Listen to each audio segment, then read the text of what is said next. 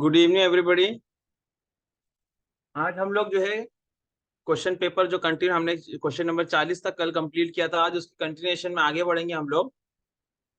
Question number 41 ले लेते हैं हम लोग।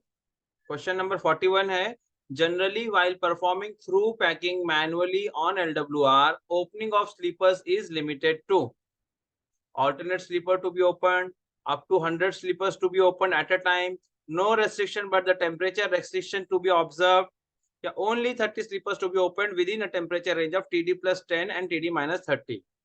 यहाँ देखो बात क्या हो रही है, यहाँ इस क्वेश्चन में अंदर बात क्या हो रही है, क्या पूछा जा रहा है, जरा इसको पहले अपने को समझना पड़ेगा। ठीक है, कि यानी कि हम लोग जो है LWR में मैनुअली जब पैकिंग करते हैं, यानी ये स्लीपर पैकिंग हमारा क्या काम है, it is regular track maintenance work, है कि नहीं। तो स्लीपर क्या है, रेगुलर ट्रैक मेंटेनेंस वर्क है। तो इसमें कितने स्लीपर एक समय पे ओपन किए जा सकते हैं, ये हमारा सवाल है। तो LWR का क्वेश्चन है ना, मैनुअली ऑन LWR। तो हम लोग क्या करेंगे, LWR के चैप्टर में मैनुअल के अंदर जाएंगे तो we'll get the answer for this. इसका आंसर हमें कहाँ मिलेगा, LWR में मिलेगा। तो ये जो है regular track maintenance para 345 I guess होना चाहिए इसका, 345। Let us check.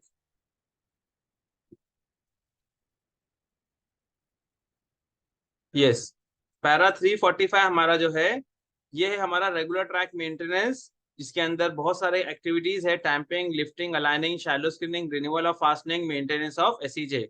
इस तरीके से बहुत सारे एक्टिविटीज है। तो हम लोगों का पहला काम हमारा क्या है, हमारा काम क्या है, मैनुअल मेंटेनेंस। तो इसके अंदर यहाँ पर देखिए, ये पैरा के अंदर दिया हुआ है पैरा, ये जो थर्ड पॉइंट जो है 345 में 3 में क्या मेंशन किया है, क्या मेंशन किया है यहाँ पर, कि at no time not more than 30 sleeper spaces in a continuous stretch shall be opened for manual maintenance with at least 30 fully boxed sleeper spaces left in between। बीच में कितने होने चाहिए, 30 स्लीपर बॉक्स होने चाहिए। यानी कि अगर इसका हम डायग्राम बनाएं तो इस तरीके से होगा कि ये मेरा पूरा ट्रैक है, और ये पोर्शन में मान के चलो कि ये जो पोर्शन है मेरा, ये बीच का पोर्शन, यहाँ पर मेरा काम चल रहा है, सॉरी यहाँ पे मेरा काम चल रहा है। तो बीच में जहां पर भी हम काम करेंगे 30 स्लीपर बीच में बॉक्स होना चाहिए। या इसको ऐसा ले ले कि दोनों तरफ 30-30 ले लो आप, और बीच में काम कर रहे हैं तो 30-30 स्लीपर बॉक्स होने चाहिए। ठीक है, एडजेसेंट ओपनिंग के बीच में 30-30 स्लीपर बॉक्स होने चाहिए। What is mean by box sleeper, यानी कि अनडिस्टर्ब ट्रैक जो है, नेचुरली जो कंसोलिडेटेड गाड़ी चलने से होता है, that is nothing but box sleeper. तो जो पैच हम लेंगे, 30 स्लीपर का गाला हमारा जो है दोनों तरफ इंटैक्ट हो, और वो बीच का पोर्शन जब हमारा हम काम करते होंगे वो फुली इंटैक्ट होना चाहिए। तो ये आपका पैरा 345 में पॉइंट नंबर 3 में इसका आंसर आपको मिल जाएगा। ठीक है, नेक्स्ट क्वेश्चन देख लेते हैं हम लोग। permissible speed on 1 in 8.5 turnout with curved switch 52 kg 60 kg on PSC sleeper। permissible speed on 1 in 8.5 turnout, ये टर्नआउट के चैप्टर में मिलेगा हमें। ये कहाँ मिलेगा, टर्नआउट के चैप्टर में मिलेगा। तो इसका आंसर आपको टर्नआउट का यानी चैप्टर नंबर 4 में मिलेगा। हम लोग वहां चले जाते हैं तो हमें वहां पर इसका आंसर मिल जाएगा, para 408, 408 speed over turnout on curves. ठीक है, तो यहाँ पे कह रहा है कि speed of turnout over non interlock facing point shall not exceed 15 kmph। नहीं सर, ये इंटरलॉक नॉन इंटरलॉक के बारे में बात कर रहा है। हमें यहाँ पे जो है इंपॉर्टेंट क्या है, 1 in 8.5 टर्नआउट के बारे में पूछा है उसने। Turnout with curve switches can be laid in exceptional cases taking off from straight. और यहाँ आप देखिए समराइज यहाँ पे किया है, एक मिनट, यहाँ पर different types of curve switches permissible speed is as under. ठीक है, तो यहाँ पर 1 in 8.5 कर्व स्विच में कितना बताया है, यहाँ पे 1 in 8.5 कर्व स्विच में वैल्यू कितना है, 15 kmph। फिर 1 in 12 अगर होता, अगर हमारा आंसर तो हमें मिल गया 15 kmph, अगर 1 in 12 होता तो 30 kmph। और तीसरा है 1 in 8.5 में सिमेट्रिकल स्प्लिट। ये भी जरा मैं एक्सप्लेन करते चलता हूँ आपको, what is mean bye symmetrical split. आमतौर पे मेरा टर्नआउट किस तरीके का होता है, आम तौर पे मेरा जो टर्नआउट होता है ये समथिंग इस तरीके से, ये स्ट्रेट लाइन होती है दो, और इनके बीच में से हमारा जो है इनके बीच में से सपोज से दिस वन,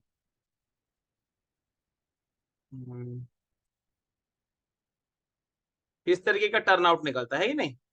तो ऐसा टर्नआउट अगर 8.5 का होगा तो 15 के एमपीएच, अगर ये टर्नआउट 12 का होगा तो 30 के एमपीएच। अब यहाँ 1 in 8 ऑफ सिमेट्रिकल स्प्लिट बोल रहा है, तो सिमेट्रिकल स्प्लिट में क्या होता है, इसी डायग्राम के अंदर मैं थोड़ा चेंजेस करके बता देता हूँ आपको। सिमेट्रिकल स्प्लिट में क्या होगा, ये बिल्कुल सीधा ना जाते हुए, ये ट्रैक मेरा बिल्कुल सीधा ना जाते हुए, इसके अंदर फर्दर जो है इसके अंदर मूवमेंट कुछ इस तरीके से होगा, इसकी जो स्प्लिटिंग होगी, ये इस तरीके एक रास्ता इधर गया, दूसरा इधर गया, ठीक है।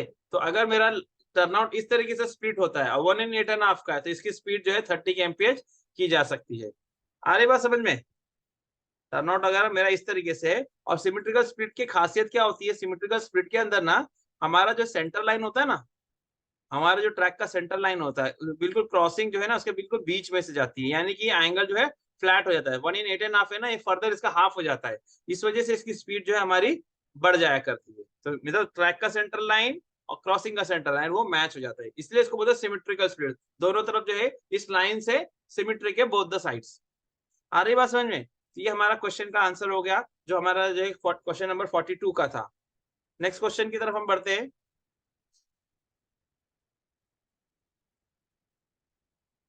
Formation is classified on very bad way. Formation is classified as very bad. ऐसा होना चाहिए question. When number of attentions received in a year are more than। अब आपको ये नए मैनुअल के अंदर इसका आंसर नहीं मिलेगा। हमने लास्ट जो बीच में कुछ लेक्चर्स किए थे उसके अंदर चैप्टर 2 और 3 हमने डील किया था, तो उसमें क्वेश्चन आया था कि फॉर्मेशन जो है उसको वेरी बैड कब डील किया है, मतलब डिक्लेयर किया जाएगा। तो ये जो है IRPWM 2020 के अंदर पुरानी जो मैनुअल है उसके अंदर इसका रेफरेंस दिया है, जिसके अंदर bad, very bad, the number of attention अलग अलग दिया हुआ था। तो उसके अंदर ये आपको आंसर मिल जाएगा। यहाँ पर आपको न्यू मैनुअल में इसका आंसर नहीं मिलेगा। वैसे वेरी बैड का पुराने रेफरेंस के हिसाब से इसका आंसर क्या है, वेरी बैड का when number of attentions received in a year are more than 12, 12 से ज्यादा है, तब जो है ये आपको क्या मिलेगा, फॉर्मेशन का ये आंसर मिलेगा, ठीक है। और दूसरा हमारा मैनुअल क्या है, एक चीज और देख लेते हैं हम लोग। ये मैनुअल में जो है पुराने मैनुअल के अंदर ये जो रेफरेंस आपको जो मिला है वो यहाँ पर बता देते हैं आपको। अब क्योंकि है नहीं, इसके लिए इसके ऊपर ज्यादा एम्फोसाइज नहीं करना है, बट जस्ट एक डिस्कस कर लेते हैं कि क्लासिफिकेशन ऑफ फॉर्मेशन में very bad, number of attention more than 12, और 6। अगर बात करेंगे बैड की, तो बैड में कितना होगा, 6 to 12 number of normal attention और ट्रैक बिटवीन 6 to 12 रहेगा तो बैड रहेगा, 12 से ज्यादा तो वेरी बैड। तो पुराना है, इसको हम लोग इग्नोर ही करेंगे, लेकिन ठीक है। तो नेक्स्ट क्वेश्चन पे बढ़ जाते हैं आगे हम लोग। Maximum permissible vertical wear on wing roll or nose of crossing shall be। Maximum permissible vertical wear on wing rail or nose of crossing shall be, turnout के चैप्टर के अंदर आएगा, इसका रेफरेंस देख लेते हैं हम लोग।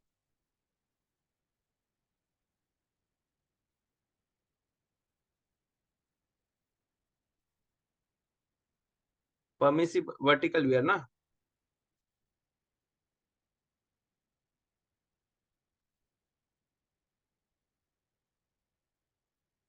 हाँ ये कहाँ पे मिलेगा अपने को,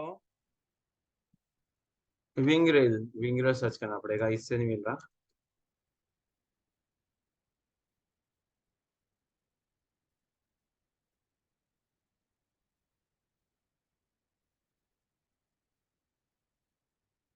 ये maximum permissible vertical wear on wing rail और नोज, इसका पहले पैरा नंबर देख लेते हैं हम लोग। पैरा नंबर इंपॉर्टेंट है ताकि आप जब पढ़ेंगे तो याद आए। पैरा 429 में दिया है, क्या है, para 429 inspection and maintenance of points and crossing. Para 429 के अंदर हम लोग आगे बढ़ेंगे, हमको ये मिलेगा यहाँ पर परमिसिबल वर्टिकल वियर है कि नहीं। परमिसिबल वर्टिकल वियर, यहाँ पे maximum permissible vertical wear on wing rails और nose of crossing shall be 10 mm। अब यहाँ हमारा क्वेश्चन पहले देख लेते हैं, हमारा क्वेश्चन क्या है। इन जनरल इतना ही क्वेश्चन था, तो पहला ही लाइन था हमारा कि maximum permissible vertical wear on wing rails और nose of crossing shall be 10 mm। ठीक है, लेकिन आगे वो थोड़ा और स्पेसिफिक हो रहा है। इन जनरल कितना मैक्सिमम 10 है, लेकिन राजधानी शताब्दी रूट है तो वहां as a good maintenance practice. अब देखो क्वेश्चन अगर ट्विस्ट करना होगा तो थोड़ा सा नॉलेज टेस्ट करने के लिए वो इस तरीके से कर सकते हैं कि as a good maintenance practice, यानी कि मैक्सिमम वीआर तो 10 mm है, लेकिन as a good maintenance practice ये वैल्यू क्या होगी यहाँ पे, reconditioning. As a good maintenance practice crossing and wing rail should be planned for reconditioning यानी रीसरफेसिंग बाय वेल्डिंग। कब करेंगे रिकंडीशनिंग, कब करेंगे, तो वह बिल्ट अप क्रॉसिंग या वेल्डेड क्रॉसिंग होगी तो 6 mm, और अगर सीएमएस क्रॉसिंग होगी तो 8 mm। यानी कि 6 mm होगा बिल्ट अप क्रॉसिंग के अंदर तो आप जो है रिकंडीशनिंग के लिए चले जाएंगे, सीएमएस क्रॉसिंग में 8 mm हो गया तो आप रिकंडीशनिंग के लिए चले जाएंगे। लेकिन इन एनी केस अगर वो 10 mm पहुंच गया तो that is the maximum limit. ठीक है, ओके। तो ये चीज यहाँ पे क्लियर हो गया। पैरा 429 के अंदर 3 का ई है, ये ऑप्शन, ये रेफरेंस क्या है, पैरा 429 3E। पैरा 429 3E में आपको इसका आंसर मिल जाएगा। ठीक है, तो यहाँ पे मैं लिख देता हूं 429 3E। पैरा 429 3E के अंदर आपको इसका आंसर मिल जाएगा। Next is OMS equipment measures way track tolerance वाला जो है, ट्रैक जो मॉनिटरिंग वाला जो चैप्टर है उसके अंदर ही मिलेगा। OMS equipment measures, OMS equipment क्या मेजर करता है, ओएमएस इक्विपमेंट मेजर्स, तो ले लेते हैं हम लोग ओएमएस इक्विपमेंट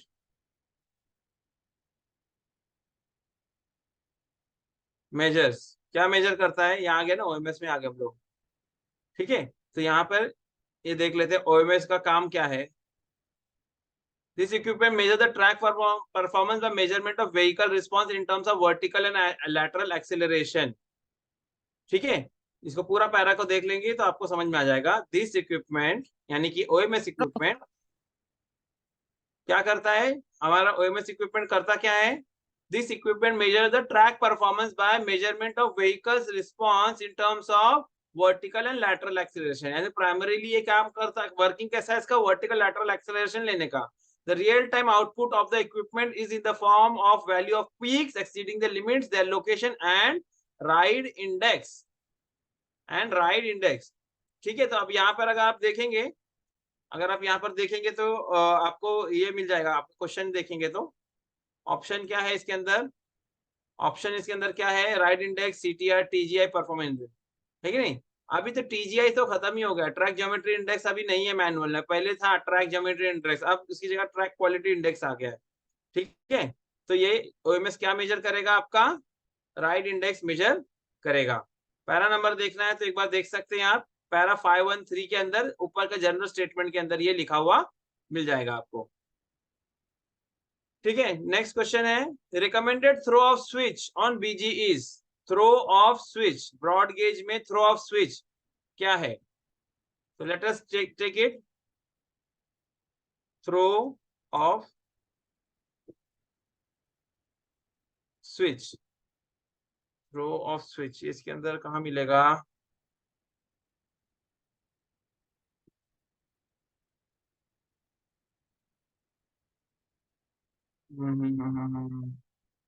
चैप्टर नंबर 4 के अंदर होना चाहिए ये।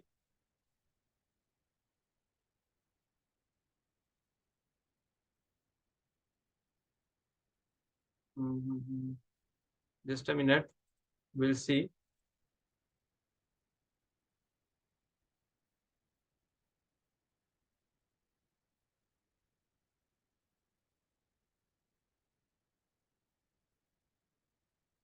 चैप्टर नंबर 4 के अंदर होना चाहिए, है क्या ये इसके अंदर, कोई हेल्प कर सकता है मुझे। पैरा 408 तक तो हम लोग चले गए थे।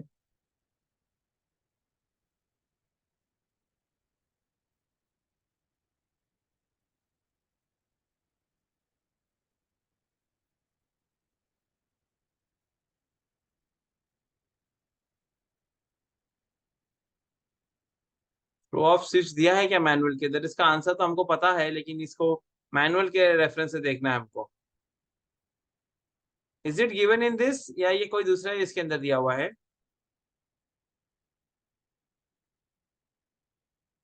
थ्रो ऑफ स्विच क्या होता है वो तो मैं आपको एक्सप्लेन कर सकता हूँ, लेकिन इसकी वैल्यू में मुझे मैनुअल से आपको दिखानी थी। तो टर्नआउट के अंदर रहता है, तो कर्व से para 426 turn in curve, let us skim through it.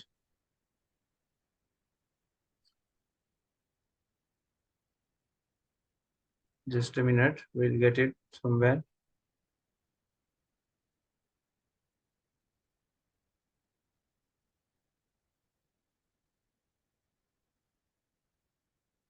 Manual में नहीं दिया है, इस मैनुअल में तो नहीं दिया हुआ है, फॉर श्योर इट इज नहीं दिया है। चलो, थ्रो ऑफ स्विच क्या होता है क्वेश्चन पहले एक बार देख लेते हैं, फिर मैं आपको थ्रो ऑफ स्विच पहले बता देता हूँ, इसका रेफरेंस मुझे नहीं मिल पा रहा है। Recommended throw of switch on broad gauge is, तो पहले मैं एक डायग्राम बना देता हूँ टर्नआउट का, फिर मैं आपको एक्सप्लेन कर देता हूँ। डायग्राम बना के मैं आपको एक्सप्लेन कर देता हूँ what is mean by throw of switch.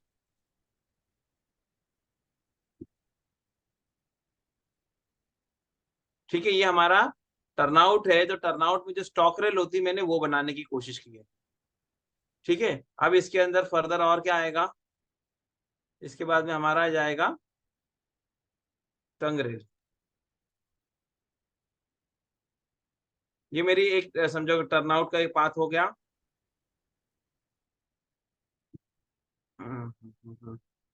थोड़ा सा मैं समझाने के लिए गैप ज्यादा रख रहा हूँ, इतना गैप होता नहीं है। Just a minute.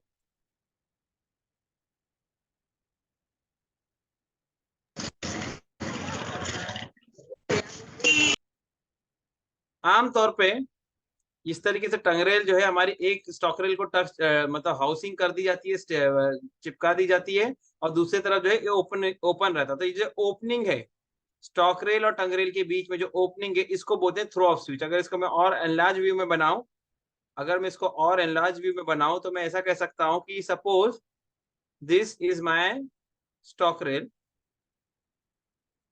ये मेरी स्टॉकरेल है, और ये जो दूसरी मैं बना रहा हूँ मेरी टंगरेल बना रहा हूँ मैं।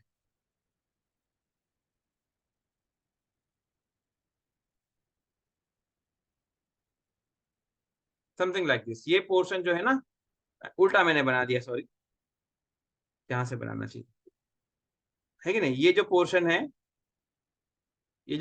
है इसका जो है एनलार्ज व्यू, ये जो पोर्शन है ना इसका एनलार्ज व्यू मैंने यहाँ पर बनाया।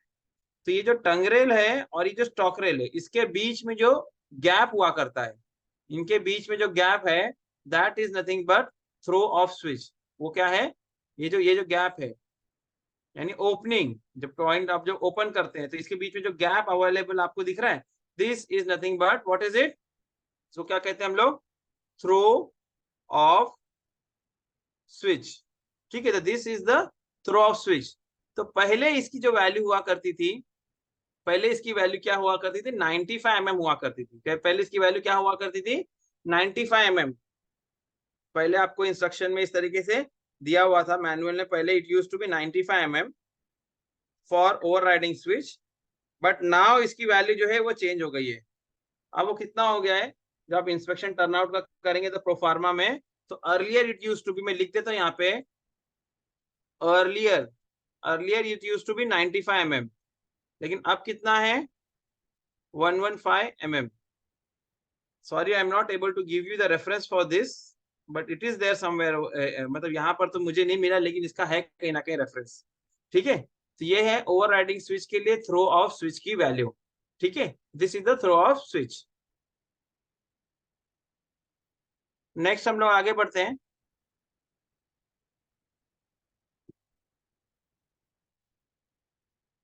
आगे बढ़ते हैं हम लोग। Station to station versine variation permitted for 110 kmph speed is, station to station versine variation. Question क्या है, station to station versine variation. यहां लिखते हैं station to station versine variation, आ गया, चलो। क्वेश्चन हमारा क्या है, क्वेश्चन हमारा क्या है यहाँ पर देख लेते हैं। Station station version variation permitted for, यहाँ स्पीड के ऊपर दिया है, स्पीड के ऊपर यहाँ पर बात हुई है। 110 kmph स्पीड इज, यानी स्पीड बैंड है यहाँ पे 110 kmph। क्वेश्चन फॉर बोल रहा है, फॉर 110 kmph, 110 के लिए, ठीक है। यहाँ थोड़ा कंफ्यूज हो जाते हैं हम लोग अक्सर। तो देखिए यहाँ पे लिखा है बिलो 50 kmph, तीन कैटेगरी यहाँ पर उन्होंने दिया हुआ है, तीन कैटेगरी में इसको डिवाइड किया गया है। पहला है बिलो 50 kmph, अगर तो 40 mm और 20% ऑफ एवरेज वर्साइन, ठीक है, विच एवर। दूसरा है below 110 kmph and up to 50, यानी 50 से लेकर 110 के कम, लेस देन 110। यानी कि इसको मैं अगर ऐसा लिखूं, मैं अपनी तरीके से लिखता हूं इसको तो समझना आसान रहेगा। स्पीड लेस देन 50 kmph, ठीक है, स्पीड लेस देन 50 kmph, ये एक केस हो गया। दूसरा मैं ऐसा लिखता हूं 50 से लेके 50 से लेकर 110 kmph, ओके ओके। यानी इसको लेस देन और इक्वल टू लेना पड़ेगा, इसको मैं सही करता हूँ, चलो पूरा लिख लेता हूं मैं पहले। और तीसरा वाला हमारा लिखता हूं मैं अभी, ये 110 kmph से लेके 110 kmph से लेकर 160 kmph, जो हमारी अब तक की मैक्सिमम स्पीड इंडियन रेलवेज में 160 kmph तक। इसको इसको तीन कैटेगरी में हमने इसको डिवाइड कर दिया। इसके अंदर फर्दर मुझे थोड़ा सा मॉडिफिकेशन करना पड़ेगा, वो क्या है मॉडिफिकेशन हम कर लेते हैं जरा। स्पीड लेस देन 50 kmph ये वैल्यू है, अप टू बिलो 110 kmph और 50 को इंक्लूड करके अप टू ना, तो अप टू में 50 भी आ जाएगा। इसी तरीके से 110 नहीं आया, लेस देन 110 है, ठीक है। और तीसरा वाला जो है लेस इंक्लूडिंग 110 kmph, तीसरा वाला क्या है 110 kmph से लेके अप टू 160 kmph। समझ में आ रही है बात? तीन तरीके से है। तो यहाँ पे दो जगह पे जो है ना हमारी गलती होने के चांसेस है, यहाँ दो जगह पर जो है ना हमारी मिस्टेक होने के चांसेस है। जैसे कि अगर कभी 50 के बारे में बोलता है, उसने पूछा फॉर 50, जैसे हमारा क्वेश्चन देख लो पहले, पहले हमारा क्वेश्चन देख लो। हमारे क्वेश्चन में क्या बोलता है, फॉर 110 kmph, क्या बोल रहा है, फॉर, यानी कि 110 के लिए। ऐसे अगर बोलेगा फॉर 50 kmph तो आंसर क्या हो जाएगा 50। अगर बोलेगा कि फॉर 50 kmph तो आंसर 20 है। बिलो 50 बोले तो आंसर 40 है कि नहीं? बिलो 50 बोला तो आंसर 40 है, लेकिन फॉर 50 बोला तो 20 आ जाएगा, ठीक है। इसी तरीके से 110 ये 110 तक है, इसमें 20 है, लेकिन 110 के लिए बोला तो आंसर 10 है। तो यहाँ जरा सा हम लोग जो है ट्रैप हो जाते हैं कई बार, कई बार जो है हम यहाँ पे हम फंस जाते हैं। तो इसका आंसर क्या होगा, इसका आंसर क्या होगा, फॉर 110 kmph बोला है ना, तो ये है 10 mm, ठीक है। सॉरी, यहाँ पर उन्होंने स्पेसिफाई कर दिया है 15, ऐसे 10 mm में 110 से 160, लेकिन अगर आपका वैल्यू रहेगा कितना 110 kmph, जिसके अंदर देखो यहाँ पर उन्होंने मेंशन कर रखा है, इसके अंदर यहाँ पर उन्होंने मेंशन कर रखा है कि अगर 110 ही है तो कितना रहेगा 15 आएगा, यानी कि 10 15 20 40 इस तरीके से। तो देखो हमको सबको यही बड़ा बड़ा वैल्यू याद रहता है 10 20 40। यहाँ पे 110 kmph के लिए पूछा था, 110 kmph के लिए कितना है 15 mm। आई बात समझ में? तो इसका आंसर क्या होगा 15 mm, ठीक है। तो नेक्स्ट क्वेश्चन की तरफ जाते हैं हम लोग। तो इसका आंसर हमने हमें मिल गया। अब नेक्स्ट क्वेश्चन की तरफ जाएंगे। तो इसका आंसर क्या था 15 kmph हो गया इसका आंसर, ओके। नेक्स्ट क्वेश्चन हमारा है the standard play on BG. I am very much sure ये आपको इस मैनुअल में नहीं मिलने वाला है, ये आपको इस मैनुअल में नहीं मिलने वाला जो यहाँ पे क्वेश्चन दिया हुआ है। तो I am not going to waste time in this, लेकिन मैं आपको एक्सप्लेन कर दूंगा कि ये क्या चीज है और उसका आंसर क्या है, वो मैं आपको बता दूंगा। रेफरेंस नहीं दे पाऊंगा मैं आपको, but I explain you definitely, ठीक है। ये मेरा समझो ट्रैक का स्लीपर है, and let me draw my rail as well.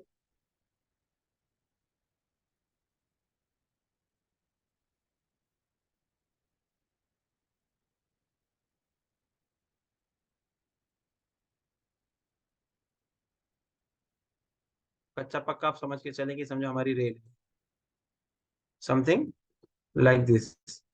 ये क्या हमारी रेल है।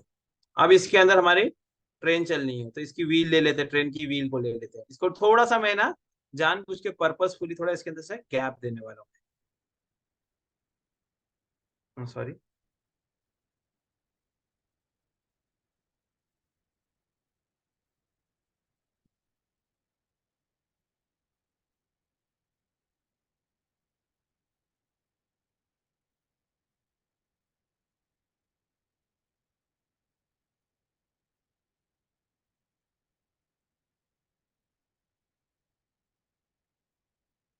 कुछ इस तरीके से अरेंजमेंट होता है हमारी ट्रेन का, ठीक है नहीं। तो ये इसके अंदर दो चीजें हैं, इसके अंदर दो चीजें हैं, मैं उनको मार्क कर देता हूँ। पहली चीज तो यहाँ दो वैल्यूज है। पहला तो एक गेज हमारा ट्रैक का गेज हुआ करता है, जिसको मैं नीचे मार्क कर रहा हूँ, जो व्हील का गेज टू गेज फेस होता है। क्या होता है? गेज फेस, यानी ना गेज फेस, रेल का ये गेज फेस ये होता है। और दूसरा हमारा ट्रैक का ये ट्रेन का व्हील गेज होता है, ठीक है। आई am not interested in train का व्हील गेज, वो भी मैं आंसर लेकिन आपको बता देता हूँ। ट्रेन का व्हील गेज कितना होता है मालूम? ट्रेन का व्हील गेज मापा कहाँ से जाता है वो देख लो पहले तो। ट्रेन का व्हील गेज व्हील का फ्लैंज के अंदर से अंदर मापा जाता है। हमारा ट्रैक का गेज होता है 1676, कितना होता है? 1676 और कितना होता है? 1676 और ये जो मेरी ट्रेन का व्हील गेज होता है, ये कितना होता है? 1600 अब ये जो है इसके अंदर फ्लैंज का थिकनेस वगैरह सब चीजें आ जाती है, ठीक है। मैं यहाँ पे मुझे ये जो पूछा है वो क्या है वो मैं बताता हूँ। ट्रेन का गेज और उसके बाद देखो ये जो पोर्शन, इसको जहां पे मैं भी सर्कल करने वाला हूँ अभी, दिस पोर्शन। यहाँ आप गौर से अगर देखें, अगर आप यहाँ पर गौर से देखें तो आपको व्हील में और आपके रेल के बीच में गैप दिखाई दे रहा है, गैप दिखाई दे रहा है, जो व्हाइट लाइन दिखाई दे रही है। This is nothing but the standard play. कितना है? ये क्या है? स्टैंडर्ड प्ले इसे कहते हैं। अगर इसको मैं एनलार्ज व्यू में बनाने की कोशिश करूं तो it would be something like this. वो कुछ इस तरीके से होगा कि ये मेरा व्हील का रेल का हेड हो गया, समझे, मेरी रेल हो गई। और अभी गाड़ी की व्हील बना देते हैं। थोड़ा सा बड़ा बनाऊंगा मैं, पूरा पोर्शन नहीं बनाऊंगा, जो मुझे इंटरेस्ट है उतना ही बनाऊंगा मैं।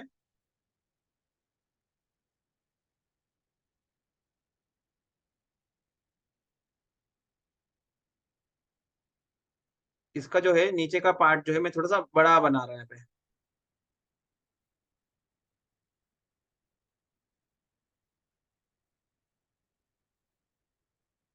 ठीक है, तो यहाँ पर आप देखेंगे अगर गौर से, तो यहाँ पर दोनों के बीच में कुछ गैप है। ये जो है व्हील का फ्लैंज से और रेल के हेड में, इसे बोलते हैं हम लोग, क्या कहते हैं इसको? हम लोग क्या कहते हैं? इसी को हम लोग कहते हैं, इसको हम लोग कहते हैं स्टैंडर्ड प्ले। तो ब्रॉड गेज में कितना है? तो इसका आंसर क्या है?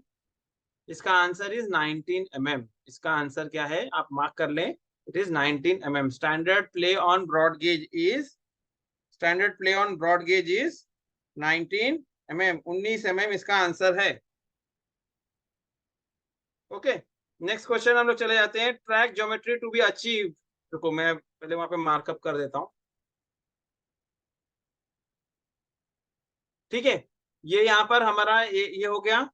इसके अंदर कुछ चीजें और भी है, अगर इसको मैं एक्सप्लेन करूँ तो ये नया जो अभी जैसे रेल हमारा गेज तो हम हमेशा मेंटेन करने, रेल नहीं रहे पुरानी रहे, हमको गेज मेंटेन करना है।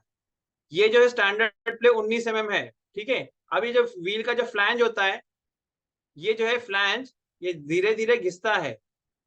रेल फ्लैंज जो है धीरे धीरे घिसता है, तो ये घिसने की वजह से क्या हो जाता है कि वियर उसका जो है, उसका वियर जो है होता है, तो ये फ्लैंज जरा कटता है। तो जब इसकी वैल्यू हमारी हो जाती है 19 की जगह जो है 28.5, तब जो है इसको रिजेक्ट करना था। रिजेक्शन क्राइटेरिया उसका है।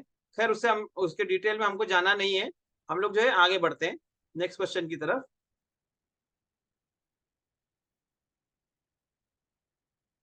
Track geometry to be achieved after track maintenance should be better than, track geometry to be achieved after track maintenance, track geometry to be achieved after track maintenance should be better than, चार option दिया है, new track tolerance, maintenance tolerance, service tolerance, safety tolerance. तो ये यहाँ पर हम लोग जब भी ट्रैक मेंटेनेंस करते हैं तो ये मुझे again I am very much मतलब मुझे मुश्किल लग रहा है कि ये आपको मिलेगा मैनुअल के अंदर। Track geometry to be achieve,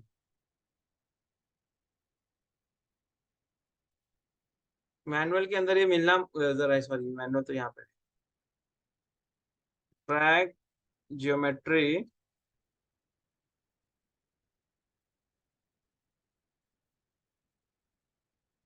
track geometry parameter सो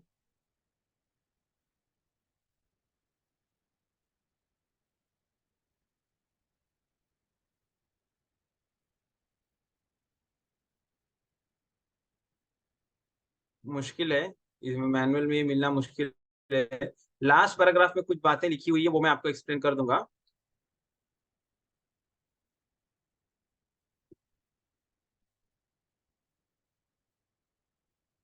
ये जो पैरा है ना इसके अंदर ना आपको लिखा हुआ है the stability of train against derailment depends on several factors. So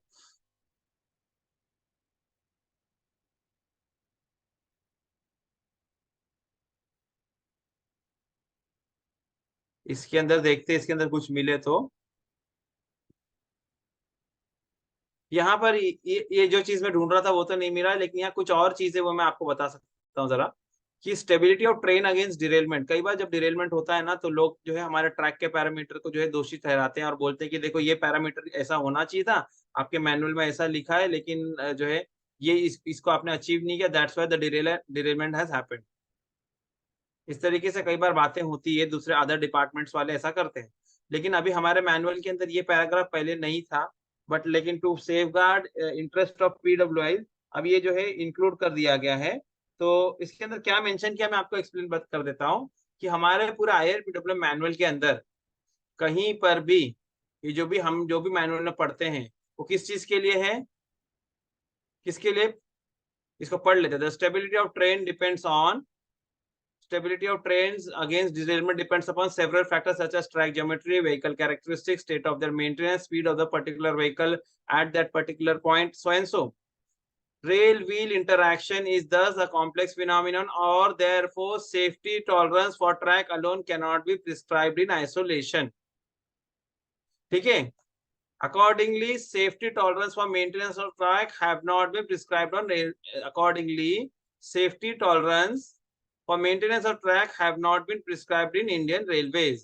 Each derailment case therefore needs careful examination, so and so, so and so. यानी यहाँ पर एक चीज ये बता दिया, जैसे कि हमारे यहाँ पे कुछ हर जगह कुछ पैरामीटर लिखे हैं, गेज इतना होना चाहिए, ट्विस्ट इतना होना चाहिए, ये इतना वो उतना, बहुत सारी चीजें।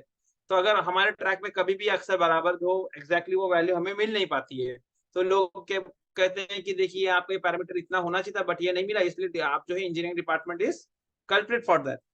तो इसका ये जो पैराग्राफ है आप फाइट कर सकते हैं, हम जो है ना फाइट कर सकते हैं अदर डिपार्टमेंट से, कि what ever the value given over here, यहाँ पे बिल्कुल क्लियरली लिखा हुआ है कि ये जो है नहीं दिया है अलग से। Rail wheel interaction the safety tolerance for track alone cannot be prescribed in isolation, यानी कि सेफ्टी टॉलरेंस मैनुअल में कहीं दिया ही नहीं है।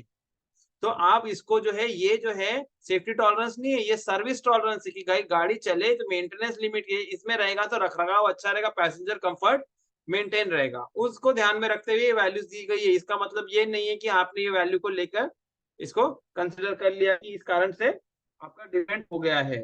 तो यहाँ पर क्या कहा जा रहा है, हमारे क्वेश्चन में अभी हम लोग आ जाते हैं, वो क्वेश्चन वो यहाँ पे मिल नहीं रहा है, इन जनरल अंडरस्टैंडिंग की बात है ये। Track geometry to be achieved after track maintenance should be better than new track tolerance. देखो this is practically not possible, है कि नहीं। मैंने जो है अभी मेंटेनेंस का काम किया, तो नया जो ट्रैक का जो है ये लेवल होगा, क्या उसको मैच कर सकता है क्या, क्या ये मैच कर सकता है, नहीं कर सकता। मेंटेनेंस टॉलरेंस, सर्विस टॉलरेंस और सेफ्टी टॉलरेंस, ठीक है। तो सेफ्टी टॉलरेंस बस अंडरस्टूड है कि इससे तो अच्छा ही होना चाहिए, सेफ्टी टॉलरेंस से ज्यादा होना चाहिए। तीसरा सर्विस टॉलरेंस और मेंटेनेंस टॉलरेंस, तो इसका answer it is very close, but I think so it should be between these two, B और D. track geometry to be achieved after track maintenance should be better than maintenance tolerance or service tolerance. So maintenance tolerance should be the answer. Maintenance tolerance should be the answer for this. ठीक है, इसका reference मेरे पास नहीं है, इसे मैं बाद में आपको किसी दिन बता दूंगा। इसका ये आंसर, इसका मेंटेनेंस टॉलरेंस ही होना चाहिए। ठीक है, क्योंकि नया हो नहीं सकता और सेफ्टी से नीचे तो हम एक्सपेक्ट ही नहीं करते किसी भी टाइम पे। तो ये जो है मेंटेनेंस टॉलरेंस होना चाहिए। ठीक है, नेक्स्ट क्वेश्चन की तरफ हम आगे बढ़ते हैं। रेडियस ऑफ 5 डिग्री कर्व बहुत सिंपल है। हमारे मैनुअल के अंदर अगर आप देखेंगे तो डिग्री और रेडियस का फॉर्मूला है, डिग्री और रेडियस का फॉर्मूला है, आप सभी लोग जानते भी रहेंगे। उसको मैं यहाँ लिख देता हूं जरा। D equals 1750 divide by R, ये फॉर्मूला है। क्या है? D equals 1750 divide by R। Okay, इसे थोड़ा सा बड़ा कर लेते हैं हम लोग। ओके, तो यहाँ पर क्या कहा जा रहा है? Radius of 5 degree curve. जब ये, इसको हम लोग ऐसा भी लिख सकते हैं इस फॉर्मूला को, that is R equals 1750 divide by D। इसको ऐसा भी लिख सकते हैं। तो R की वैल्यू क्या होगी? जब D की वैल्यू कितना है? 1750 डिवाइड बाय क्या दिया है यहाँ पे? 5 दिया है कि नहीं? तो ये सिंपल कैलकुलेशन है, मैथमेटिकल कैलकुलेशन, इसमें कोई कमाल करने की बात नहीं है। 1750 को आप डिवाइड कर दो 5 से, तो आपको आंसर इसका मिल जाएगा। ठीक है ना? लमसम अगर आप देखेंगे तो 1750 डिवाइड बाय 5 अगर आप करते हैं तो ये आता है 350 मीटर। 350 मीटर इसका आंसर आपको मिल जाता। तो ऑप्शन सी इसका आंसर हो गया। This is the relation between degree of curve and radius of curve. हमारे इंडियन रेलवेज के अंदर जो है हम लोग जो है कर्व को कैसा डेजिग्नेट करते हैं? या तो इन टर्म्स ऑफ डिग्री या इन terms of radius, in terms of degree या इन टर्म्स ऑफ रेडियस। तो ये यहां से आपको इसका आंसर मिल गया। ओके, तो answer would be 350 meters. 350 meter होगा इसका आंसर। ठीक है, नेक्स्ट क्वेश्चन की तरफ हम आगे बढ़ते हैं। इसी में नीचे ही है, acceleration peak. Acceleration peaks exceeding following is taken for track quality assessment on BG high speed route. Acceleration peak के बारे में यहाँ बात हो रही है, तो ट्रैक टॉलरेंस वाले चैप्टर में हम लोग को जाना पड़ेगा। एक्सीलरेशन पीक,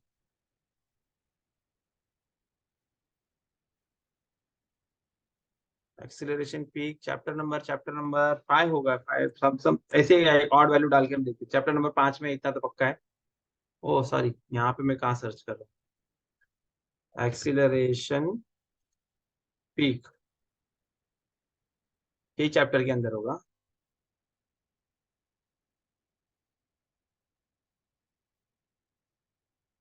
इसमें पार्ट ए और बी दो है ना?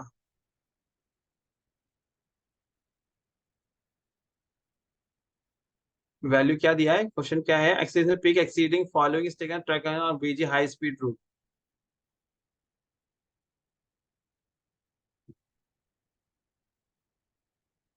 देखिए यही यही है, maintenance limits for different speed bands.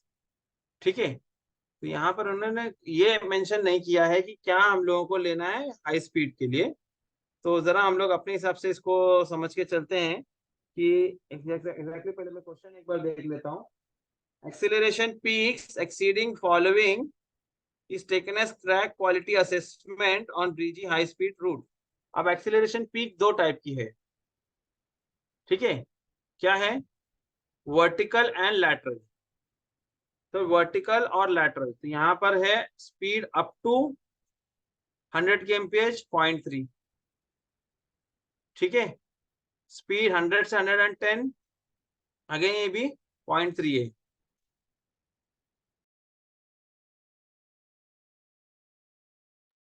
110 से 130 में 0.25 है, और 130 से 150 के लिए यहाँ पे 0.2 है। तो यहाँ पर ऑप्शन हमारा जो क्या दिया? Acceleration peaks exceeding following taken for track quality assessment. तो इसका answer I think should be 0.2 जी होना चाहिए इसका आंसर। मैनुअल में कोई पैराग्राफ में दिया है क्या? Para 5.5।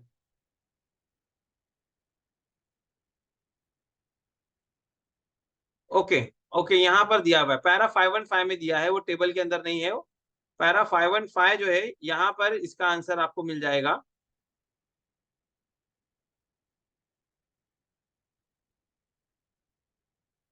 Recording of defects to assess the track quality, vertical and lateral acceleration peaks exceeding the values below are as under. On routes having speed above 110 kmph, routes having speed above 110 kmph greater than 0.15 g। ठीक है, तो जहां यहाँ पे जो इन्होंने question पूछा था इसका आंसर यही होगा कि acceleration peak exceeding high speed route यानी कि 110 के ऊपर, है कि नहीं? तो उसका आंसर क्या है? ग्रेटर देन 0.15 जी। ये इसका आंसर हो गया। नेक्स्ट क्वेश्चन की तरफ हम बढ़ते हैं। 515 के हिसाब से 0.15 जी हो गया। Next is which index is based on S D value. What is S D? Standard deviation value. Which index is based on standard deviation value. तो यहाँ पे CTR, ABC categorization, TGI and OMS दिया है। तो ये ABC categorization जो है ये actually different types of works. इधर मैं ऑप्शन आपको एक्सप्लेन करता हूँ। CTR तो कंप्लीट ट्रैक रिन्यूअल है, उसके अंदर ये कोई पैरामीटर तो है नहीं। दूसरा ABC कैटेगरी क्या है? Type A work, type B work, type C work. Manual में हमारा 3 कैटेगरी में वर्क को डिवाइड किया है। टाइप ए वर्क यानी कि ऐसे काम जो है मार्जिन में किए जा सकते हैं। टाइप ए वर्क कौन से हैं? ऐसे काम जो मार्जिन में हम काम कर सकते हैं, that is type A work. दूसरे टाइप बी वर्क है। टाइप बी वर्क यानी कि जिन कामों के लिए आपको कॉशन ऑर्डर लगाना पड़ेगा, स्पीड रेस्ट्रिक्शन इंपोज करना पड़ेगा, तभी आप वो काम कर सकते हो। वो हो गए आपके टाइप बी वर्क। तीसरा है टाइप सी वर्क, यानी कि जिस काम के लिए आपको ब्लॉक लेना पड़ेगा, ट्रैफिक ब्लॉक लेना पड़ेगा, that is type C work. तो ABC कैटेगराइजेशन जो है ये क्या है, ये मैंने आपको बता दिया। अब तीसरा है, यहाँ पर 2 चीजें हैं ट्रैक पैरामीटर को गेज करने के लिए, TGI and OMS, track geometry index and OMS, oscillation monitoring system. अभी TGI भी जो है अगर आप देखेंगे ना तो TGI भी अभी नहीं है, इसकी जगह पर अब क्या आ गया? TQI। TQI track quality index आ गया है। तो ऑप्शन TQI और OMS के बीच में होना चाहिए। तो अब आपको यहाँ पर मैं लेकर चलता हूँ मैनुअल के पेज, वही चैप्टर नंबर 5 के अंदर आपको ये मिलेगा। ट्रैक क्वालिटी इंडेक्स और OMS के बीच में से हमने को देखना है कि ये क्या है।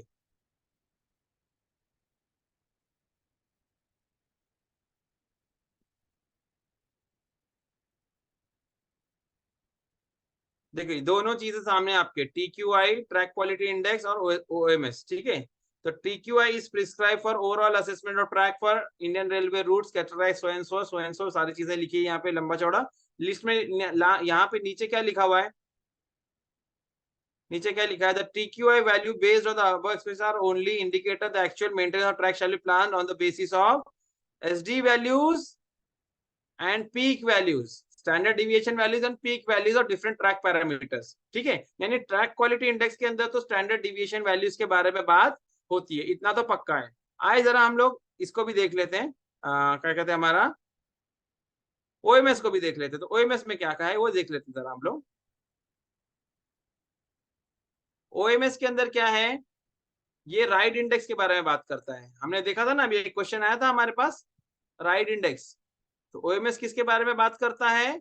राइड इंडेक्स के बारे में बात करता है। और ये जो acceleration, vertical and lateral acceleration के ऊपर काम करता है। इसमें कोई SD वैल्यू वगैरह यहाँ पूरे में आप देख ले, आपको कहीं भी मिलेगी नहीं। तो इसका आंसर क्या होगा?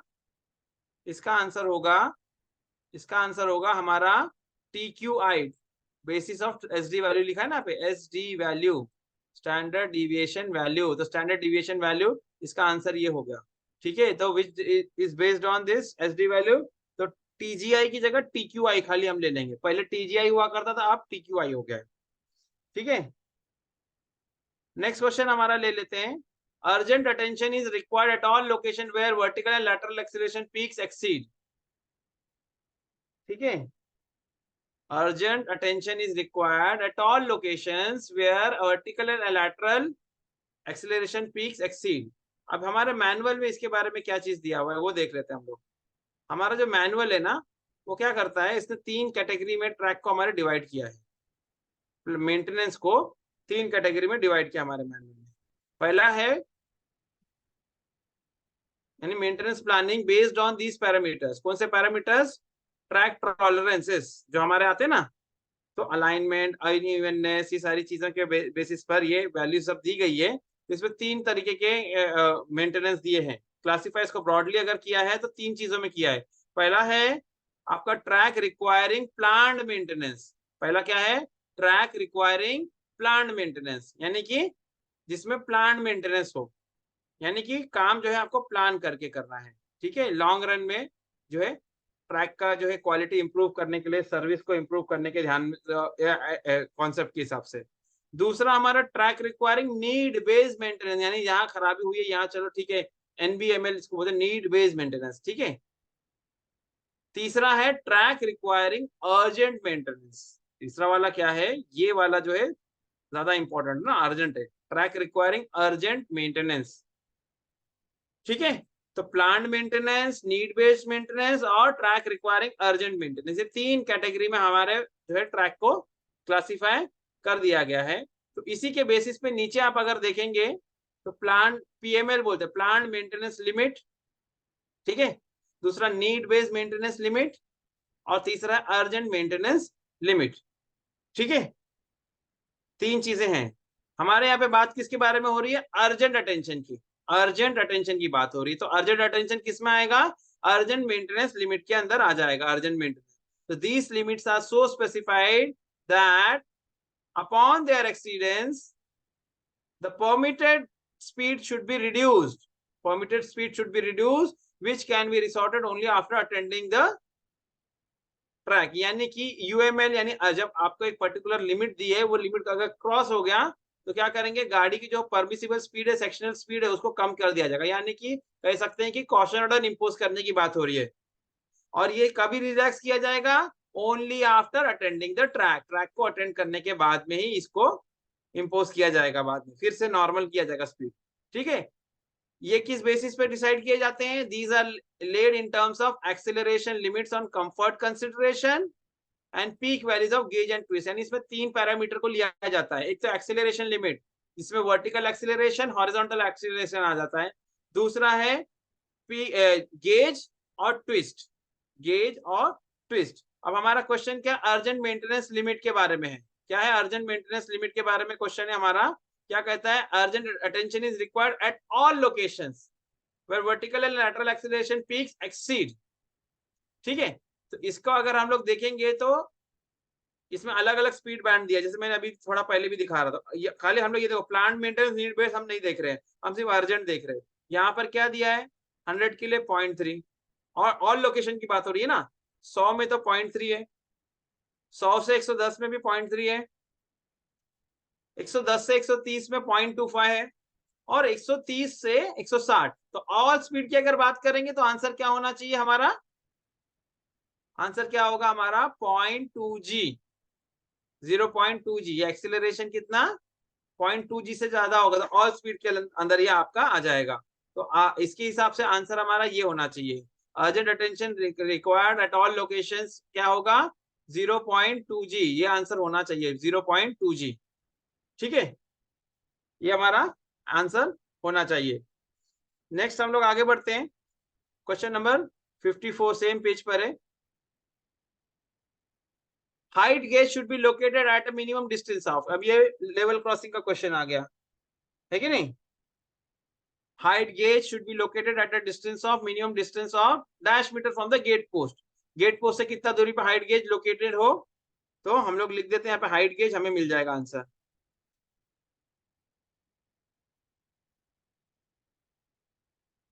तो ये देखो पैरा 910, पैरा 910 है, आपको दिखा दूं मैं। Para 910 equipment at level crossing, para 910 है ये हमारा जो हम देख रहे हैं अभी, इक्विपमेंट एट लेवल क्रॉसिंग। इसके अंदर आप नीचे जाएंगे तो आपको हाइट गेज के बारे में बात मिल जाएगी। तो हाइट गेज लगता क्यों है? हाइट गेज 2 कारण से लगता है। ठीक है, एक तो इलेक्ट्रिफाइड सेक्शन होगा तो, और दूसरा जो है अगर कोई ओवरहेड स्ट्रक्चर होगा तो। लेवल क्रॉसिंग में क्यों लगता है? तो इलेक्ट्रीफाइड सेक्शन के लिए, क्योंकि जो है हमारी जब गाड़ी जब पास होगी, अगर ओवर हाइट अगर कोई गाड़ी रहेगी, ओवरलोडेड कुछ रहेगा, हाइट बहुत एक्सेप्शनल ज्यादा रहेगा, तो हो सकता है कि उसका जो लोड होगा ओएचई वायर के करीब में चला जाए या उसको हिट कर जाए, डैमेज कर जाए। तो यहाँ पर हाइट गेज और इलेक्ट्रीफाइड सेक्शन में यहाँ पर हाइट गेज कितना दूरी पर हो, तो ये देखो यहाँ पर आपको आंसर मिल जाएगा इस पैरा में। Height gauges should be located at a minimum distance of 8 meters from gate post. यानी 8 से ज्यादा हुआ कोई दिक्कत नहीं, लेकिन कम से कम 8 होना चाहिए। मापा कहां से जाएगा? गेट पोस्ट से, जहां पर गेटमैन बैठता है ना, वो गेट पोस्ट, वहां से कम 8 मीटर की दूरी पर हो हाइट गेज। उससे ज्यादा रहा चलेगा, लेकिन उससे कम नहीं चलेगा, बहुत ज्यादा दूर भी ना हो, लेकिन मिनिमम 8 के बारे में यहाँ पे बात हुई है। आगे ये कहता है इन एक्सेप्शनल सर्कमस्टांसेस, इसको भी पढ़ लेते हैं, जहां पर साइट कंडीशंस परमिट नहीं करती, in exceptional circumstances where site conditions do not permit, principal chief engineer PCE can give exemption.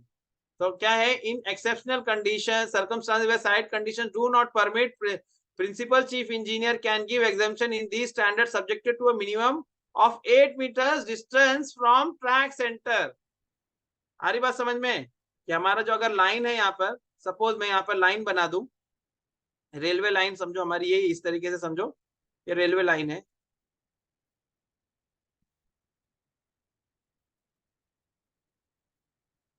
ये हमारी अलग अलग लाइन है समझो। और सपोज यहाँ कहीं पर आपका एक गेट पोस्ट है, से यहाँ पर गेट पोस्ट है, और ये समझो लेवल क्रॉसिंग का पहले यही बना लेते, गेट बना लेते पहले हमारा, ठीक है, ये गेट बना लिया, ये गेट पोस्ट है सपोज, ठीक है। तो अब जो है यहाँ पर जो हाइट गेज की बात हो रही, मैंने शायद इसको बहुत नजदीक बना दिया, गेट पोस्ट दूर बना दिया, इसको थोड़ा नजदीक ले लेते हैं। ये हमारा समझो get post something like this है, ठीक है। तो यहाँ जो हाइट गेज की जो बात हो रही है, गेट पोस्ट से, गेट पोस्ट से जो है 8 मीटर की दूरी पर, ये कहा जा रहा है कि गेट पोस्ट से जो है 8 मीटर की दूरी पर आप हाइट गेज लगाए, ठीक है। यहाँ पर आपको हाइट गेज लगाना है। मैं येलो कलर से सिर्फ मार्किंग कर देता हूँ जस्ट समझने के लिए, ये गेट पोस्ट है। तो मिनिमम डिस्टेंस शुड बी कितना? 8 मीटर, 8 मीटर की दूरी कम से कम होनी चाहिए, ठीक है। लेकिन एक्सेप्शनल केस में, अभी हमारा सवाल जो पूछा था उसका जवाब हमें मिल गया, गेट पोस्ट से 8 मीटर की दूरी पर मिनिमम ये हाइट गेज यहाँ पर होना चाहिए। लेकिन अगर एक्सेप्शनल केस या फील्ड में यहाँ पे कंडीशन परमिट नहीं कर रही, उतनी जगह हमारे पास अवेलेबल नहीं है, तो उस परिस्थिति में प्रिंसिपल चीफ इंजीनियर साहब यानी पीसीई सर जो है परमिट कर सकते हैं कि भाई आप जो है, जो ट्रैक सेंटर होगा ना, नजदीक का जो ट्रैक यहाँ पर होगा, यहाँ का, जैसे मैंने यहाँ तो सिंगल लाइन डायग्राम बनाया है, तो यहाँ जो ट्रैक सेंटर होगा वहां से 8 मीटर की दूरी पर आप माप ले, इंस्टेड ऑफ गेट पोस्ट। आप जो है कहाँ से मापे, आप उसको माप ले ट्रैक सेंटर से, ट्रैक सेंटर जो होगा उससे आप माप ले। Getting my point? Height gate थोड़ा सा और नजदीक भी हो सकता है उस परिस्थिति में, लेकिन उसके अंदर किसका परमिशन लगेगा? पीसी सर का लगेगा। एक्सेप्शनल केस के अंदर डिस्टेंस ये भी 8 मीटर है, लेकिन ट्रैक सेंटर से है, जो भी सबसे नजदीक का जो ट्रैक होगा वहां से। Is it clear? इसमें कोई कंफ्यूजन है किसी को? आई थिंक क्लियर हो जाना चाहिए सबको, ठीक है। तो आगे बढ़ते हैं हम लोग। नेक्स्ट क्वेश्चन हमारा क्या है? ऑप्शन है ना इसके अंदर, यस इट इज देयर, ठीक है। Question number 55, as per IRPWM, one speed breaker should be provided on either approach of level crossing located within the railway boundary at a distance maximum feasible but not exceeding, यानी speed breaker देना है हमें। यहाँ बात हो रही है speed breaker की, लेवल क्रॉसिंग पे स्पीड ब्रेकर देने के बारे में यहाँ पर बात चल रही है। तो क्या कह रहा है मैनुअल मेरा? क्या कह रहा है मैनुअल? एज पर IRPWM दोनों तरफ one speed breaker should be provided on either side of level crossing within the railway boundary at a distance maximum feasible, जितना दूर हो सके, ठीक है, लेकिन इससे ज्यादा नहीं, किस वैल्यू से ज्यादा नहीं, ये यहाँ पर बात हो रही है। हमारा क्वेश्चन है कितना दूर से ज्यादा नहीं होना चाहिए लेवल क्रॉसिंग, इसके बारे में यहाँ पर क्वेश्चन है। तो जस्ट हम लोग चेक कर लेते हैं लेवल क्रॉसिंग के चैप्टर में स्पीड ब्रेकर। है कि नहीं? स्पीड ब्रेकर, ठीक है, provision of speed breakers on the approaches of level crossing, para 916 के अंदर दिया हुआ है। तो देखो 916 के अंदर इन जनरल पहले कुछ बात हुई, बाद में यहाँ क्या लिखा है, one speed breaker should be provided, यही हमारा क्वेश्चन है, यही हमारा क्वेश्चन है कि one speed breaker should be provided on either approach of level crossing at a distance of about 20 meters from the gate post of the level crossing, covering full width of road including berm, ठीक है, at a distance of 20 meter from the gate post of the level crossing। कहाँ देना है? Gate level crossing से 20 metre पर, gate post से 20 metre की दूरी पर देना है, ठीक है। दिस में require construction of speed breaker by railway outside railway boundary, यानी आमतौर पर रेलवे बाउंड्री के अंदर होना चाहिए, लेकिन हो सकता है कि अगर ये रेलवे बाउंड्री के अंदर जगह ना मिले तो इसको बाहर भी प्रोवाइड कर सकते हैं, ठीक है। तो ये हमारा क्वेश्चन जो है सॉल्यूशन आपको यहाँ पर मिल गया, at a distance of 20 meter इसका आंसर है, ठीक है। इसका आंसर क्या है? At a distance of 20 meter, ठीक है, 20 मीटर इसका आंसर हो गया। Next, minimum number of gate keepers on B class level crossing should be, gate keeper,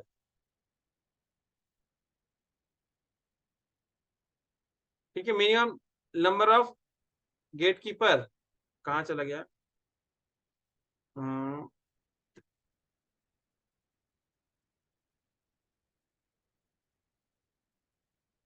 नहीं यहाँ पर नहीं है हमारा, ये कहाँ थे हम लोग? अभी स्पीड ब्रेकर पे थे ना, वही चैप्टर में है, लेवल क्रॉसिंग का। इसमें नंबर ऑफ गेट कीपर्स के बारे में बात हो रही है, जस्ट हम लोग इसको स्कीम थ्रू कर लेते हैं, ये तो मेंटेनेंस की बात हो रही है।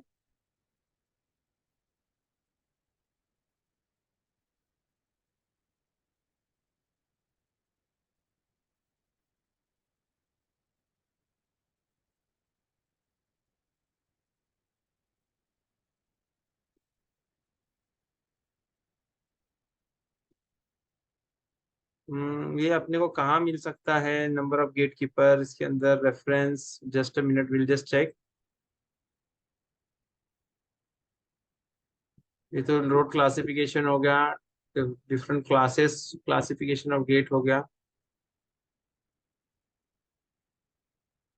एनेक्स 3/1, इसको थोड़ा मैं रोटेट करके देखता हूँ, इसमें मिलना चाहिए आपको, थोड़ा मिनिमाइज करते हैं हम लोग।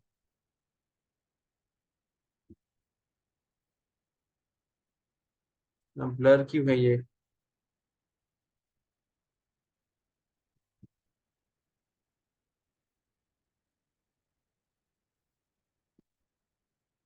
इंटरलॉकिंग ये हो गया,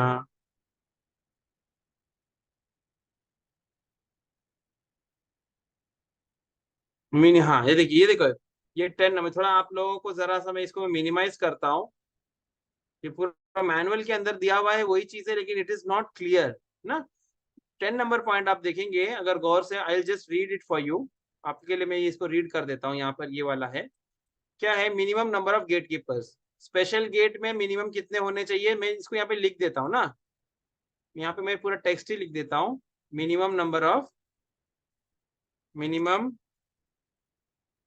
ऑफ गेट कीपर्स, ठीक है, ये हमारा क्वेश्चन है कि कितने गेट कीपर कम से कम हो, ठीक है, दिस इज द क्वेश्चन। ये इसको मैं यहाँ पर साइड में ऊपर की तरफ लिख देता हूँ, minimum number of gate keeper.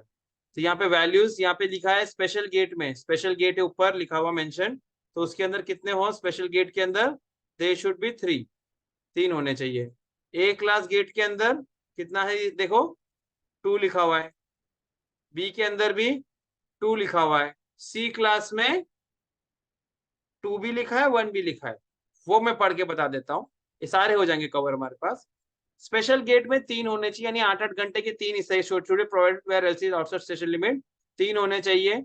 A class में 2 होने चाहिए, बी क्लास में 2 होने चाहिए, और सी क्लास में भी 2 होने चाहिए, लेकिन आगे क्या लिखता है, 1 if the gate is close and locked at night in accordance with the GR, GNSR में जीआर के हिसाब से अगर रात के टाइम गेट बंद करने का इंस्ट्रक्शन है तो एक ही आदमी चाहिए, दिन भर रहे, रात को जरूरत नहीं है। अदरवाइज देखो, हर जगह पर दो दो है, स्पेशल में तीन है। ए बी सी सब जगह पे दो है, स्पेशल में तीन है।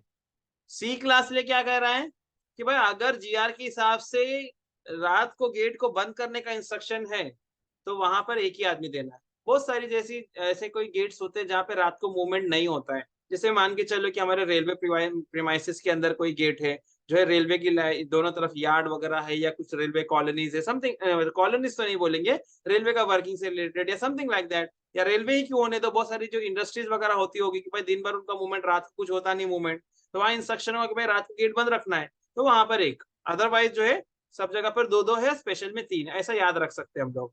तो हमारा आंसर यहाँ पर क्या हो गया, बी हो गया। ठीक है, तो हम लोग जो है इसका आंसर ले लेंगे कितने,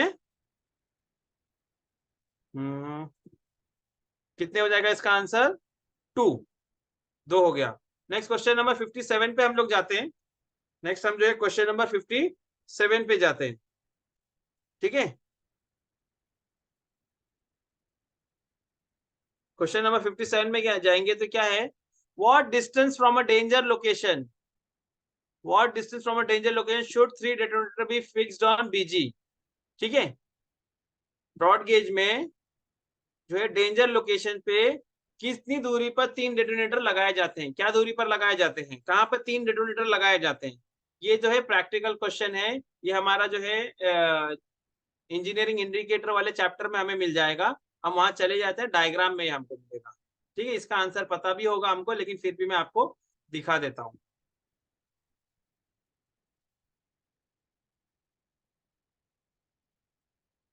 इंजीनियरिंग इंडिकेटर चैप्टर जो है,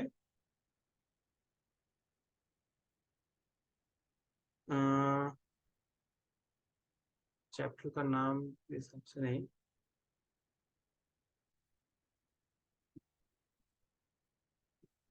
कल हमने देखा था ना, ये यही चैप्टर है, हाँ ये चैप्टर है, इसके अंदर एनेक्स्चर में जाएंगे हम लोग।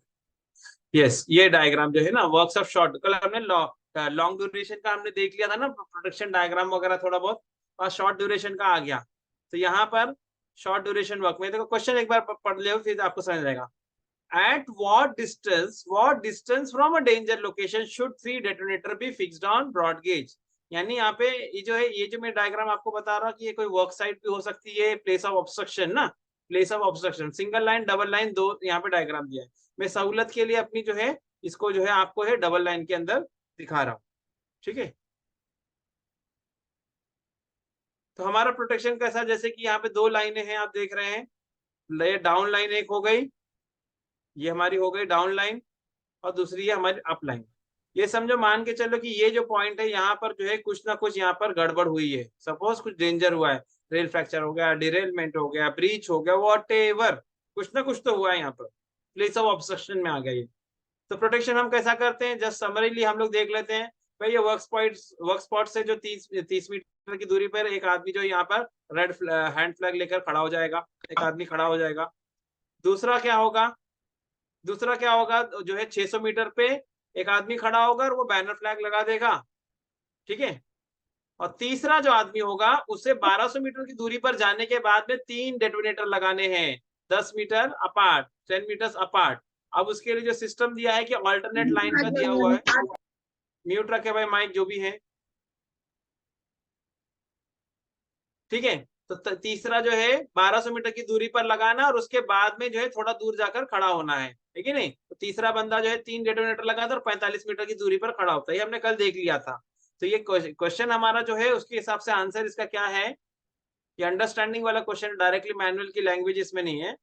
Eight what distance from a danger location should three detonator be fixed on broad gauge. तो आंसर क्या होगा इसका, 1200 मीटर, 1200 मीटर इसका जवाब होगा, 1200 metres. Okay, next question 58। After emergency repairs to fracture in LWR track, after emergency repairs to fracture in LWR track, the first train has to pass at a speed of. यानी कि आपका rail fracture हो गया, आपने उसका emergency repair कर दिया, तो गाड़ी क्या स्पीड में जाएगी, गाड़ी क्या स्पीड में जाएगी। तो ये एलडब्ल्यूआर के चैप्टर के अंदर आपको मिल जाएगा। रेल फ्रैक्चर में टाइप करता हूँ, ठीक है। तो बहुत सारे हैं। तो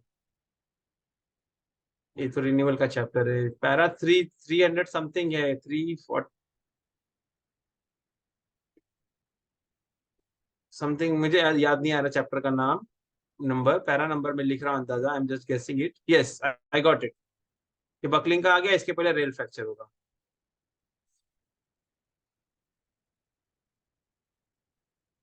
yes yes yes, here rectification of rail fracture ना। रेल फ्रैक्चर जब होता है हमारा, तो हम लोग कैसा रेक्टिफिकेशन करते हैं। तो रेल फ्रैक्चर जब भी होगा, तो यहाँ पर हम लोग 3 स्टेज में रिपेयरिंग करते हैं। Emergency repair, temporary repair, permanent repair and distressing, ठीक है। तो ये जो हमारा पैरा कौन सा है, पैरा 349 के अंदर है, पैरा 349 के अंदर है। और इसका पॉइंट कौन सा है, इमरजेंसी रिपेयर के बारे में बात करें। तो fracture rail shall be joint by using arrangement so and so, the traffic may then be resume. देखो ये हमारा आंसर इसके अंदर मिलेगा, हमारा आंसर यहाँ पर मिलने वाला है। The traffic may then be resume at a speed mentioned in annexure 3/8, ठीक है। 3/8 के हिसाब से गाड़ी पास की जाएगी। जब आप इसका देख लेते हैं एनेक्सचर 3/8 के अंदर, तो एनेक्सचर 3/8 हमारा ये रहा हमारे सामने। तो यहाँ हम बात कर रहे हैं रेल फ्रैक्चर की। At fracture after emergency repairs are completed, यानी जब इमरजेंसी रिपेयर हो गया, तो ये पूरा पूरा का पूरा इंस्ट्रक्शन यहाँ पर इस तरीके से हमें दिया हुआ है। इमरजेंसी रिपेयर हो गया तो फर्स्ट ट्रेन, ये हमारा सवाल है, फर्स्ट ट्रेन क्या स्पीड पे जाएगी। बहुत लोग बोलते 10, 10 गलत जवाब है। Answer is stop dead and 10 kmph, या ऐसा इसको ऐसा बोलो, stop dead and proceed with 10 kmph, एक ही बात होती है। स्टॉप डेड एंड 10 kmph या stop dead and proceed with 10 kmph, both are the same things. Stop dead and proceed with 10 kmph is the answer, ठीक है। और सब्सिक्वेंट ट्रेन के लिए कह दिया कि 20 kmph। तो ये इसका हमारा आंसर हमें मिल गया इस तरीके से। तो आंसर क्या होगा, stop dead and 10 kmph, okay. Next question number 59, clearance between guard rail and running rail on bridges in case of broad gauge. Guard rail के बारे में बात है, तो वहां हम लोग देख लेते हैं।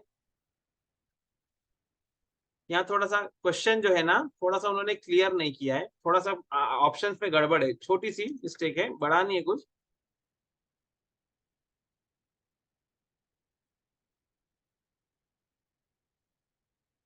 देखो para 228 provision of guard rail on bridges and tunnels, हमारा क्वेश्चन क्या है पहले हम देख लेते हैं। चेक, कहाँ गया क्वेश्चन हमारा। हाँ, क्लियरेंस बिटवीन गार्ड रेल, थोड़ा सा हाईलाइट कर लेते हैं, नहीं तो मुश्किल हो जाता है। Clearance between guard rail and running rail on bridges, bridges के बारे में बात हो रही है, क्या है, ठीक है। ऑप्शन दिया है 250 +50 +25 +25 प्लस है समथिंग समथिंग, प्लस माइनस होना चाहिए, यहाँ पर कहीं पर भी उन्होंने लिखा नहीं है, प्लस माइनस रेंज होती है। तो यहाँ 4 ऑप्शन दिया हुआ है कि नहीं। तो हमें देखना है कि हमारा आंसर यहाँ पर क्या है।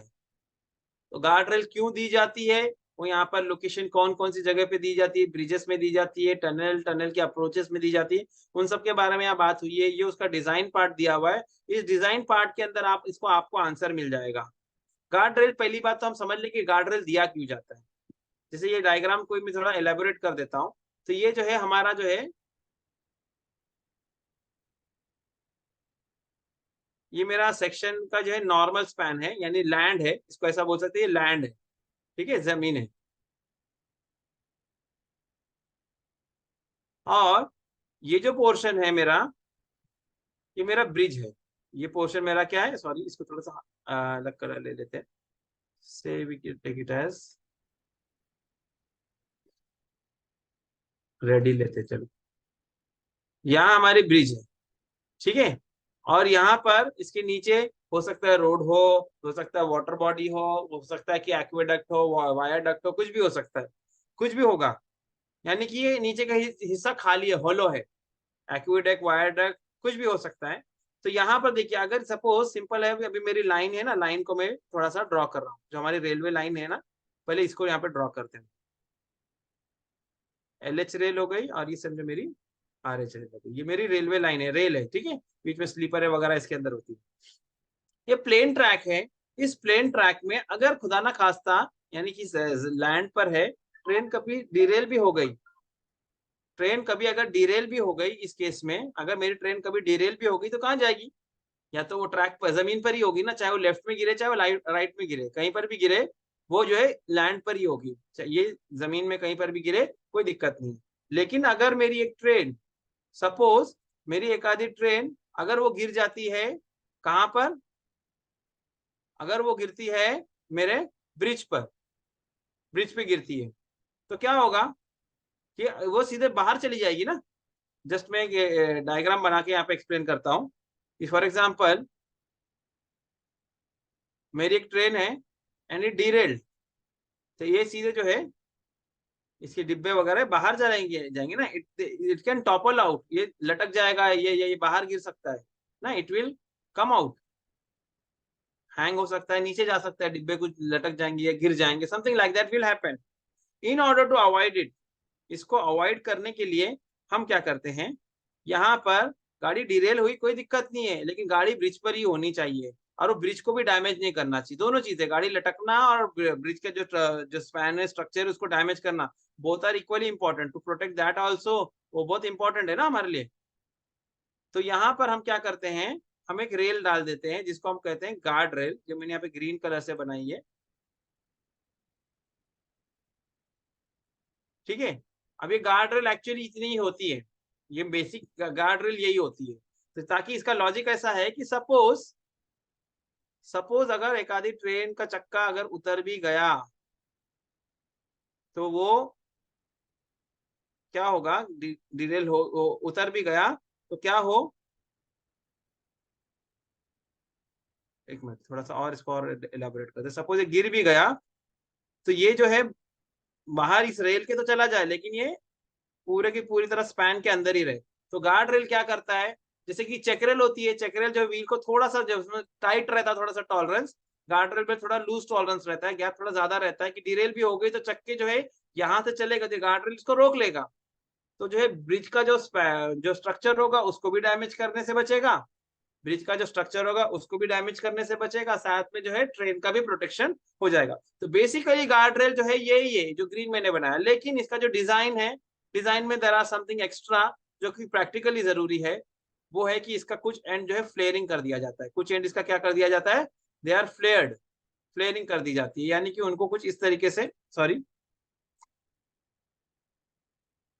इस तरीके से इसको मिला लिया जाएगा।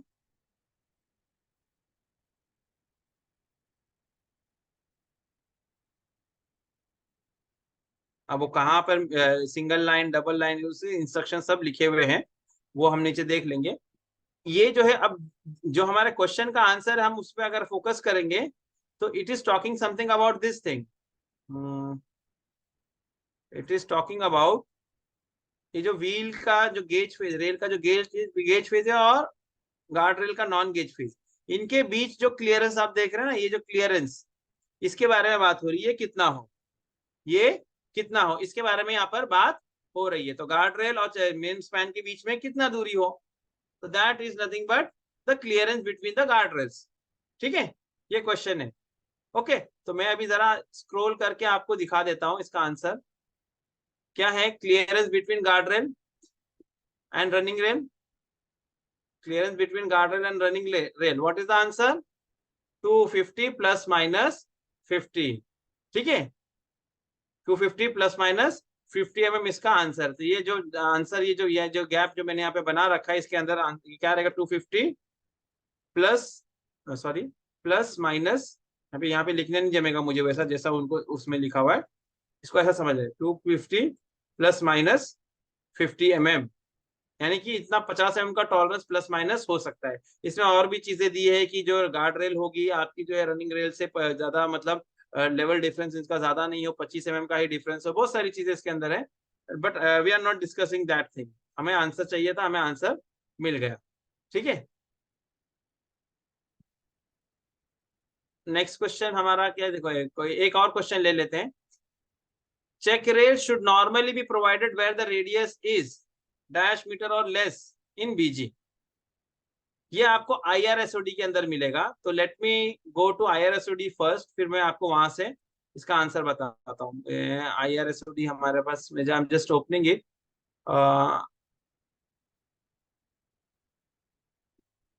इनिशियल चैप्टर में मिलना चाहिए।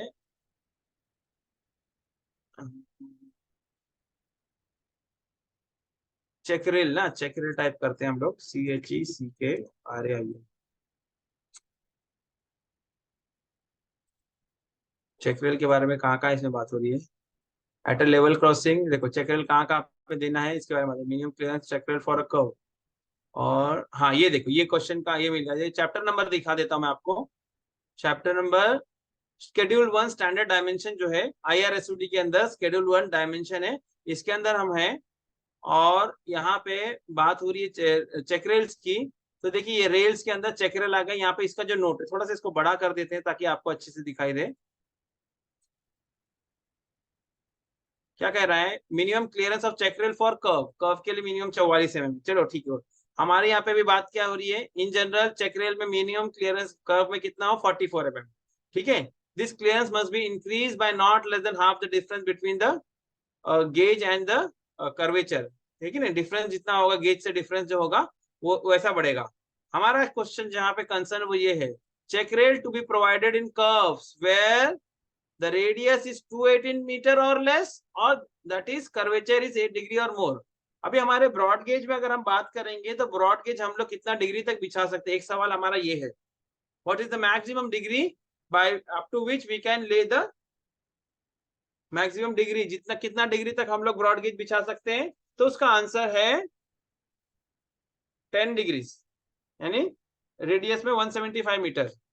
लेकिन अगर ये पूछा जाए कि भाई चेकरेल कब बिछाई जाए, तो जहां पर भी 8 डिग्री या 8 डिग्री से ज्यादा, 8 डिग्री या 8 डिग्री से ज्यादा कर्वेचर होगा, वहां पे चेकरेल बिछाना है। ये रेफरेंस आपको मिल गया ना। The radius is 218 metre or less, that is curvature is 8 degree और मोर। तो ये हमारा क्वेश्चन का आंसर हमें यहाँ पर मिल गया 218। क्या है? चेकरेल शुड नॉट, इसका ऑप्शन डी, ऑप्शन डी हमारा जो है वो यहाँ पर इसका आंसर है। ठीक है। सर अगर अगर रेडियस दिया हुआ हो तो कर्व की लेंथ निकाल सकते हैं क्या, कितना लंबा होगा कर्व? कर्व की लेंथ क्यों चाहिए अपने को?